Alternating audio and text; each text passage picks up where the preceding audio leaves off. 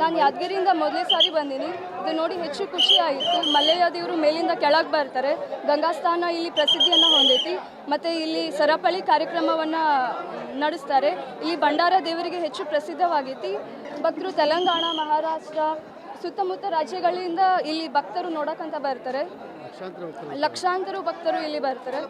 ತುಂಬ ಹೆಚ್ಚು ಖುಷಿ ಆಯಿತು. ಹೆಚ್ಚು ಭಕ್ತಿ ಬರುತ್ತೆ ಇಲ್ಲಿ ಬಂದರೆ.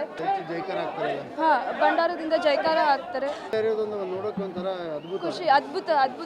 ಇಲ್ಲಿದು ಅದ್ಭುತ ಅಂದರೆ ಸರಪಳಿ ಹರಿಯೋದು. ಹಾಂ, ಪಲ್ಲಕ್ಕಿ ಮೆರವಣಿಗೆ ಆಗುತ್ತೆ, ಗಂಗಾ ಸ್ನಾನ ಆಗುತ್ತೆ. ನಂತರ ನಮ್ಮ ಫ್ಯಾಮಿಲಿ ಎಲ್ಲ ಬಂದಿದೆ. ಇಲ್ಲಿ ಯಾದಗಿರಿಯಿಂದ ಬಂದಿದೆ. ಶಕ್ತಿ ದೇವರಲ್ಲ ಈ ಭಾಗದ ಶಕ್ತಿ. ಹೌದು, ಶಕ್ತಿ ದೇವರು.